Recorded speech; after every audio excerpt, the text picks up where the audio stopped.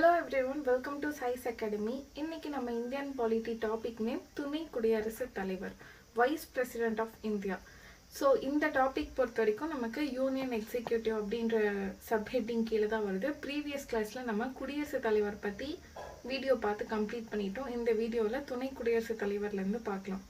So இவருக்கான article 63லேருந்து 71 வரைக்கும் இருக்குது. அண்ட் இதே வீடியோவில் ஆர்டிகல் 72 73 குடியரசுத் தலைவருக்கான அதிகாரங்கள், மத்திய நிர்வாக அதிகாரம், இதை பற்றி நம்ம டீட்டெயில்டாக பார்த்துடலாம். ஸோ கிளாஸ் ஸ்டார்ட் பண்ணலாம். ஸோ ஃபர்ஸ்ட் ஆர்டிகல் துணை குடியரசுத் தலைவருக்கான ஆர்டிகல், ஸ்டார்டிங் ஆர்டிகல் 63.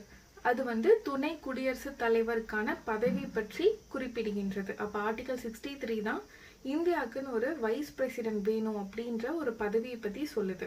அடுத்து ஆர்டிகல் 64, துணை குடியரசுத் தலைவர் தனது பதவி வழியே மாநிலங்களவை தலைவராக எக்ஸ் அஃபிஷியோ சேர்மன், அதாவது தலைவராக செயல்படுவார். குடியரசுத் தலைவரின் பணிகளை மேற்கொள்ளும் போதும் குடியரசுத் தலைவராக பொறுப்பு வகிக்கும் போதும் மாநிலங்களவை தலைவராக செயல்பட இயலாது.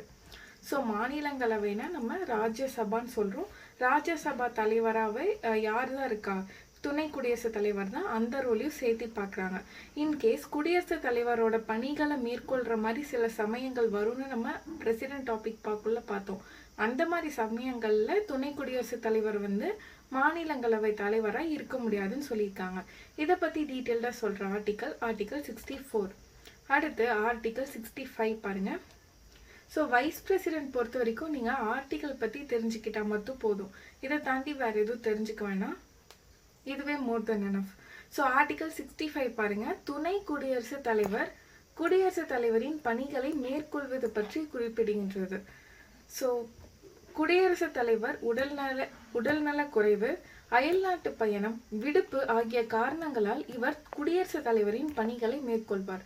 ஸோ அப்போ ஆர்டிகல் 65ல் துணை குடியரசுத் தலைவர் பிரசிடென்ட்டோட வேலைகள்லாம் எப்படிலாம் மேற்கொள்கிறாங்க அப்படின்றத பற்றி சொல்லியிருக்காங்க. அதில் ஃபர்ஸ்ட் பாயிண்ட்ல உடல்நல குறைவு, ஏதாவது அயல்நாட்டு பயணம், விடுப்பு, இந்த 3 காரணங்களால் அவரோட பணிகளை துணை குடியரசுத் தலைவர் மேற்கொள்கிறாங்க.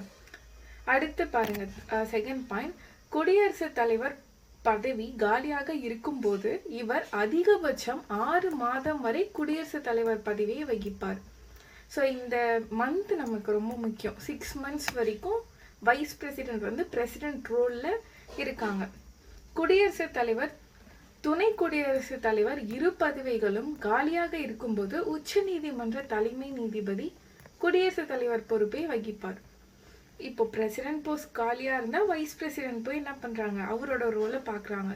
ஸோ 2 போஸ்ட்டுமே வேக்கண்ட்டாக இருக்கும் பட்சத்தில் யார் போகிறா?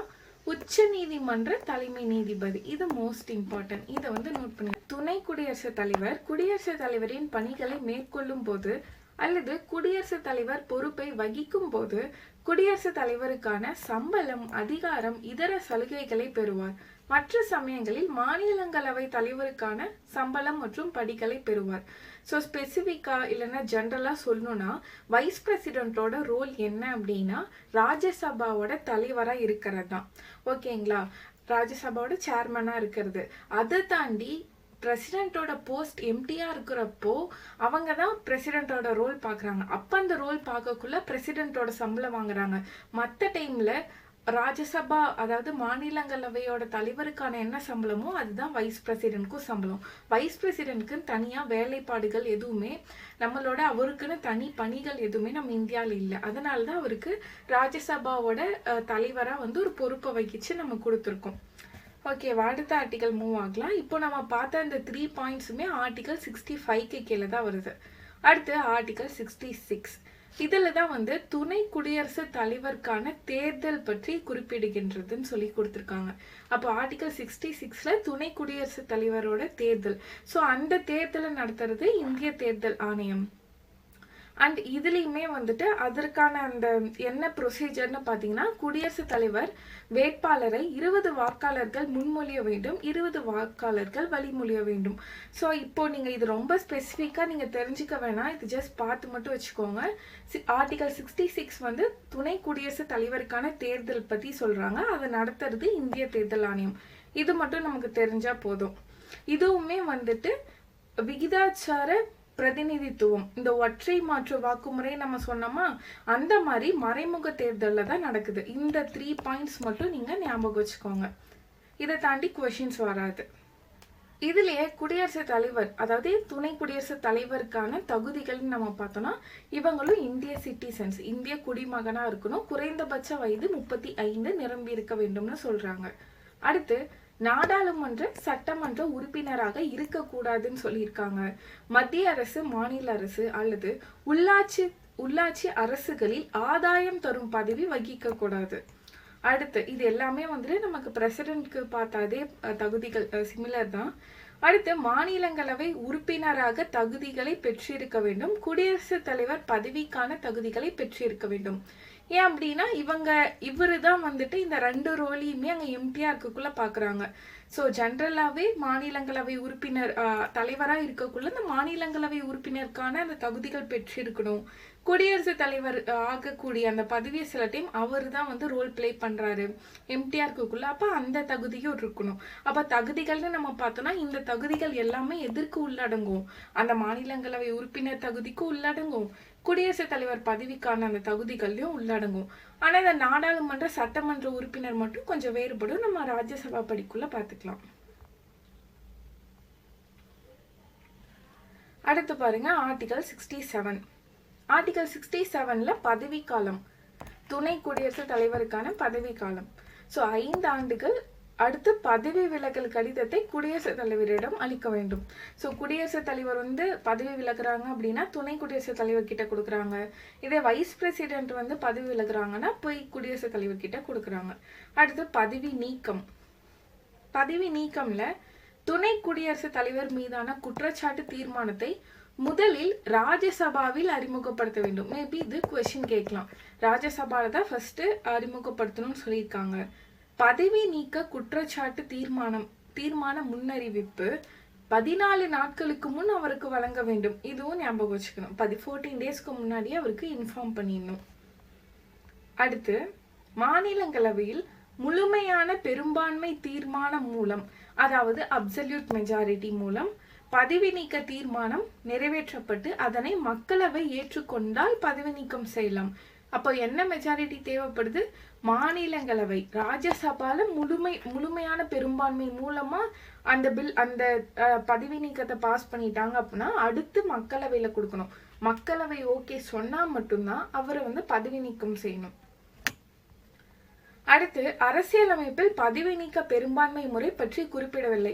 ஸோ இது வந்து ஜென்ரலா இவங்க தான் அப்சல்யூட் மெஜாரிட்டி நம்மளே இந்த ஃபார்மேட்டை எடுத்திருக்குமே தவிர நம்மளோட அரசியலமைப்பு புக்ல எல்லாம் என்ன மெஜாரிட்டி யூஸ் பண்ணணும்லாம் கொடுக்கல. இப்போ சிறப்பு பெரும்பான்மையா, சாதாரண பெரும்பான்மையா, முழுமையான பெரும்பான்மையாலாம் கொடுக்கல. ஆனா நம்ம யூஸ் பண்றது முழுமையான பெரும்பான்மை. ஆர்டிகல் 68ல என்ன கொடுத்திருக்காங்கன்னு பாருங்க. துணை குடியரசுத் தலைவரின் பதவி காலம் முடியும் முன்பே தேர்தல் நடத்தப்பட வேண்டும். ஸோ இவரோட பதவி காலம் முடியறதுக்கு முன்னாடியே தேர்தல் நடத்தணும் அப்படின்னு சொல்றது ஆர்டிகல் 68. அடுத்து ஆர்டிகல் 69ல துணை குடியரசுத் தலைவரின் பதவி பிரமாணம் அல்லது உறுதிமொழிகள் பற்றி குறிப்பிடுகின்றது. பதவி பிரமாணம் செய்து வைப்பவர் குடியரசுத் தலைவர் அல்லது அவரால் நியமிக்கப்பட்டவர். ஸோ இது மட்டும் ஞாபகம். குடியரசுத் தலைவர் தான் துணை குடியரசுத் தலைவருக்கான பதவி பிரமாணம் செய்து வைக்கிறாங்க. அந்த பதவி பிரமாணம் உறுதிமொழிகள் பற்றி சொல்றது ஆர்டிகல் 69. ஆர்டிகல் 70 பாருங்க. மற்ற தற்செயல் நேர்வுகளில் குடியரசுத் தலைவரின் பணிகளை மேற்கொள்வது பற்றி குறிப்பிடுகின்றது. ஸோ அதாவது நம்ம என்ன பார்த்தோம்? உடல்நலக்குறைவு, வெளிநாட்டு பயணம் அல்லது விடுப்பு, இந்த காரணங்கள் இல்லாம வேற ஏதாவது நிகழ்வுகள் நடக்குதுன்னா அப்பயுமே குடியரசுத் தலைவரோட பணிகளை மேற்கொள்றதை பத்தி சொல்லுது ஆர்டிகல் 70. இதுல ஸ்பெசிஃபிக்காலாம் சொல்லலை எந்தெந்த நேரத்துல என்னென்ன சுச்சுவேஷன்ஸ்னு. அடுத்த ஆர்டிகல் 71ல குடியரசுத் தலைவர் மற்றும் துணை குடியரசுத் தலைவர் தேர்தல் தொடர்பான பிரச்சனைகள் மற்றும் வழக்குகளை உச்ச நீதிமன்றம் தீர்ப்பது பற்றி குறிப்பிடுகின்றது. ஸோ இந்த ஆர்டிகல் கொஞ்சம் இம்பார்ட்டண்டா இருக்கு பாருங்க. குடியரசுத் தலைவர், துணை குடியரசுத் தலைவர் இவங்களுக்கான தேர்தல் தொடர்பான பிரச்சனைகள், அப்படி இல்லைன்னா சில வழக்குகள் தொடர்பான பிரச்சனைகள், இதை தீர்ப்பதற்காக உச்ச நீதிமன்றம் தீர்ப்பதை பற்றி குறிப்பிடுறது ஆர்டிகல் 71. ஓகேங்களா? அடுத்து ஆர்டிகல் 72. நம்ம ஆர்டிகல் 72வும் 73 என்ன சொன்னோம்? குடியரசுத் தலைவருக்கான அதிகாரங்கள், அந்த மன்னிப்பு அதிகாரங்கள் பற்றி சொன்னோமா, அதை பத்தி பார்க்கலாம். இப்போ நம்ம பார்த்த வரைக்கும் ஆர்டிகல் 71 வரைக்குமே என்னாச்சு, கம்ப்ளீட் பண்ணியாச்சு. நம்ம வைஸ் பிரசிடென்ட்டோட ஆர்டிகல் பார்த்து நம்ம கம்ப்ளீட் பண்ணிட்டோம்.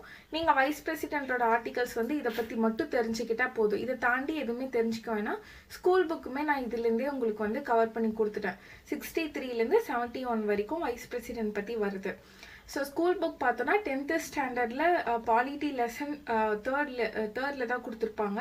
ஸோ நீங்கள் இதை டீட்டெயில்டாக அதில் தேர்டில் இல்லை, செகண்ட் லெசன் நினைக்கிறேன், சென்ட்ரல் கவர்மெண்ட் பற்றி நம்ம ஆல்ரெடி ஸ்கூல் புக்கில் வேர் டு ஸ்டடி எங்கே இருக்குன்னு கொடுத்துருக்கோம். அதையும் நீங்கள் ஃபாலோ பண்ணிக்கலாம்.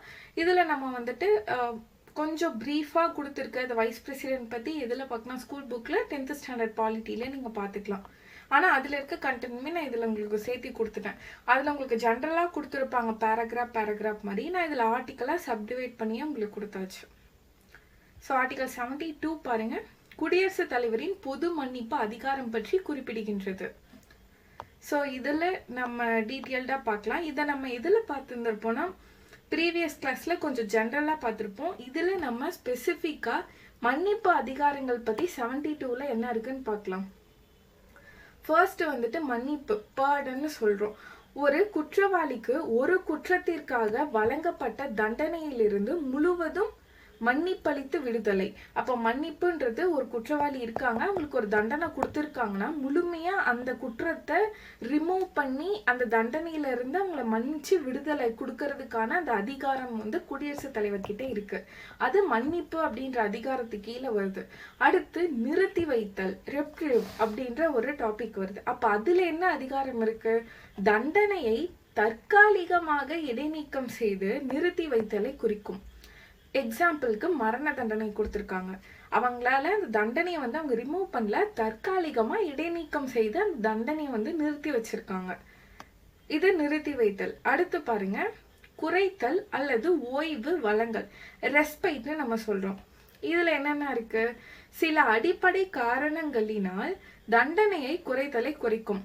ஃபார் எக்ஸாம்பிள் நன்னடத்தை, அதுக்கப்புறம் ப்ரெக்னன்சி, கர்ப்பம் டைமில் இப்போ விமனாக இருக்காங்கன்னா இந்த மாதிரியான விஷயம், ஒருவேளை நல்ல அங்கே ஜெயிலில் போட்டிருக்கலாம், மேபி அதுக்கப்புறம் அவங்க நல்லவங்களாம் அங்கே மாறி இருக்கலாம், அதுக்கப்புறம் அவங்களோட ஆக்ஷன்ஸ் பார்த்துருக்கலாம், அது மூலியமாக அவங்களுக்கான தண்டனையை குறைக்கலாம். ப்ரெக்னன்சி டைமில் விமன் இருக்காங்கன்னா அப்போ அவங்கள வந்து என்ன பண்ணலாம், ஓய்வு கொடுக்கறது, இந்த மாதிரிலாம். இதெல்லாம் வந்துட்டு நீங்கள் மூவிஸ்லேயே பார்த்துருந்துருப்பீங்க. அடுத்து நம்ம பார்த்தோம்னா தளர்த்துதல் அல்லது நிவாரணம் வழங்குதல், ரெமிஷன் நம்ம சொல்றோம். இதுல என்ன கொடுத்திருக்காங்க, தண்டனையின் இயல்பு மாறாமல் தண்டனையின் அளவினை மட்டும் குறைத்தல். ஃபார் எக்ஸாம்பிள் 7 ஆண்டுகள் கடுங்காவல் தண்டனை 5 ஆண்டுகளாக குறைத்தல். ஸோ அதாவது இயர்ஸ் வந்து குறைக்கிறாங்க, அந்த கொஞ்சமா ரொம்ப ஸ்ட்ரிக்டா இல்லாம கொஞ்சமா குறைக்கிறாங்கன்னு வச்சுக்கலாம். ஸோ அதுதான் தளர்த்துதல், இல்லைன்னா நிவாரணம் வழங்குதல். ஸோ இந்த எல்லா அதிகாரங்களும் யார் பண்ண முடியும், குடியரசுத் தலைவர் தான் பண்ண முடியும். அந்த தண்டனை சுமத்தப்பட்டவர் போய் வேணா குடியரசுத் தலைவர் கிட்ட ரெக்வஸ்ட் பண்ணலாம், இந்த மாதிரி எனக்கு இந்த மாதிரி தண்டனை கொடுத்துருக்காங்க, கொஞ்சம் வந்து மனசாட்சி அடிப்படையில் அவர் வேலை அவர் திருந்திருக்காரு, அவர் அந்த விஷயத்த வந்து ஒப்புதல், அவர் ஓகே நான் இந்த மாதிரி பண்ணிட்டேன், தப்பு தான், இந்த மாதிரிலாம் சொல்லி கேட்கக்குள்ள அவங்க மேபி வந்து கன்சிடர் பண்ணலாம். ஓகேங்களா, நீங்க அவ்வளோ டீட்டெயில்டாக இதெல்லாம் தெரிஞ்சுக்க வேணாம். அவருக்கு அதிகாரம் இருக்குன்னா எப்படி அவரே போய் ஒரு ஸ்பெசிஃபிக்காக ஒரு தண்டனைக்கு உட்பட்ட பர்சனுக்கு கொடுக்க மாட்டாங்க. யாராவது வந்துட்டு குடியரசுத் தலைவர்கிட்ட தண்டனைக்கு உட்பட்டவர் வந்து இந்த மாதிரி கேட்கலாம், அவ்வளோதான். ஃபைனல் ஒன், மாற்றுதல், கம்யூட்டேஷன், ஒரு வகை தண்டனையை மற்றொரு தண்டனையாக மாற்றுதலை குறிக்கும். கடுங்காவல் தண்டனையை சாதாரண தண்டனையாக மாற்றுதல். ஸோ இப்போ நம்ம பார்த்த வரைக்கும் குடியரசுத் தலைவரோட பொது மன்னிப்பு அதிகாரங்கள்னு பார்த்தோம். இது ஆர்டிகல் 72 கீழே வருது. இதில் ஒரு 5 நிவாரணம் அந்த தண்டனைகள் இருக்கு. தளர்த்துதல், நிவாரணம் வழங்குதல், இது ஒன்று. அடுத்து மாற்றுதல், கம்யூட்டேஷன் சொல்கிறோம். Remission, commutation. தேர்ட் ஒன் குறைத்தல், ஓய்வு வழங்கல், ரெஸ்பைட்னு நம்ம சொல்கிறோம். அடுத்து நிறுத்தி வைத்தல், ரெப்ரிவ்னு சொல்கிறோம். அடுத்து மன்னிப்பு, பர்டன்னு சொல்கிறோம். அடுத்து பாருங்க, ஆர்டிகல் 73 ஃபைனல் ஆர்டிகல், இந்திய ஒன்றியத்தின் நிர்வாக அல்லது செயல் அதிகாரங்களை நீட்டித்தல் இல்லைன்னா அதிகரித்தல். ஸோ இது குடியரசுத் தலைவருக்கான நிர்வாக அதிகாரங்கள், செயல் அதிகாரங்களை நீட்டிப்பு அதிகரித்தல் பற்றி கொடுத்துருக்காங்க. ஸோ நெக்ஸ்ட் கிளாஸ்ல நம்ம யூனியன் கவுன்சில் ஆஃப் மினிஸ்டர், ஒன்றிய அமைச்சர்கள் குழுவும் அட்டார்னி ஜெனரல் பற்றியும் நம்ம நெக்ஸ்ட் கிளாஸ்ல பார்த்து கம்ப்ளீட் பண்ணி முடிச்சிடலாம். ஸோ இந்த வீடியோவில் வைஸ் பிரசிடென்ட்டும் அதுக்கு அடுத்து குடியரசுத் தலைவருக்கான 2 அதிகாரங்கள் பற்றி கம்ப்ளீட் பண்ணி முடிச்சிடும். இது நம்மளுடைய 24th வீடியோ. ஓகேங்களா, பாலிட்டியில் சிலபஸ் டாபிக் பார்த்துருக்கோமா, அதில் 24th வீடியோ. டோட்டலாக வந்து ஒரு 16 சாப்டர், இதோட சேர்த்து நம்ம ஒரு 16 சாப்டர் வந்து கம்ப்ளீட் பண்ணிட்டோம். ஆக்சுவலி ஆல்மோஸ்ட் நம்ம சிலபஸில் ஓரளவுக்கு டாபிக்ஸ் நம்ம கம்ப்ளீட் பண்ணி முடிச்சிட்டோம். பாதிக்கு பாதி முடிச்சிட்டோன்னே நீங்கள் நினச்சிக்கலாம். ஏன்னா மீதி பாதியில் என்ன இருக்கும்னா, இன்னும் ஸ்டேட் கவர்மெண்ட், பார்லிமெண்ட் அந்த டாபிக், எலெக்ஷன், ஜுடிஷியரிலாம் பார்த்து முடிச்சிட்டோம். இன்னும் லோக்கல் கவர்மெண்ட், இதுதான் 5 மேஜர் டாப்பிக்காக இருக்குது. அதையும் நம்ம ஆல்மோஸ்ட் கவர் பண்ணிட்டோம்னா நமக்கு பாலிட்டி சிலபஸ் முடிஞ்சிடும். அதுக்கு அடுத்ததுலாம் RTI, vigilance commission, Lokpal, Lok Ayukta இந்த மாதிரி சாப்டர் தான் இருக்கும். ஹியூமன் ரைட்ஸ் கமிஷன் அதெல்லாம் குட்டி குட்டி சாப்டர் தான். நம்ம அதுலேயும் ஆல்மோஸ்ட் கம்ப்ளீட் பண்ணி முடிச்சிடலாம். இதே இல்லாமல் நான் ஸ்பெசிஃபிக்காக நிறைய பாலிட்டியில் நீங்கள் தெரிஞ்சுக்க வேண்டிய டீட்டெயில்ஸுமே தனியாக செப்பரேட்டாக ஒரு ஸ்பெஷல் டாபிக் மாதிரியுமே நான் கொடுத்துட்ருக்கேன். அதையும் ஃபாலோ பண்ணிக்கோங்க. அதுலேயும் வந்துட்டு ஷார்ட் வீடியோலேயே ரொம்ப மோஸ்ட் இம்பார்ட்டன்ட் கண்டென்ட்லாம் நான் கொடுத்துருக்கேன். ஓகேங்களா, ஸோ இந்த வீடியோவில் நம்ம பிரசிடென்ட் பற்றி பார்த்து முடிச்சிட்டோம். அப்புறம் இந்த பவர்ஸ் ஆஃப் பிரசிடென்ட், இந்த வீடியோவில் வைஸ் பிரசிடென்ட் பார்த்து முடிச்சிருக்கோம். அப்புறம் பவர்ஸ் ஆஃப் பிரசிடென்ட், அந்த சென்ட்ரல் எக்ஸிக்யூட்டிவ் பவர் பற்றி பார்த்து முடிச்சிட்டோம். நெக்ஸ்ட் வீடியோவில் இந்த 5 டாபிக்மே ரிமைனிங் இருக்க 3 டாபிக்மே வந்துட்டு நம்ம பார்த்து முடிச்சிடலாம். பிரைம் மினிஸ்டர், கேபினெட், அடுத்து அட்டார்னி ஜெனரல், அடுத்து நிறைய அந்த குடியரசுத் தலைவர் கடமைகள், அவங்க இப்போ பிரதமரோட கடமைகள், இந்த மாதிரி எல்லாமே பார்த்து முடிச்சிடலாம். ஸோ இதை பார்த்து முடிச்சிட்டோன்னா நமக்கு யூனியன் அந்த கவர்மெண்ட்டோட டாபிக், எக்ஸிக்யூட்டிவ் டேர்ம் வந்து முடிஞ்சிடும். இது முடிச்சதுக்கு அப்புறம் நம்ம பார்லிமெண்ட் பார்த்துக்கலாம். So okay, class wind up பண்ணிக்கலாம். தேங்க்யூ.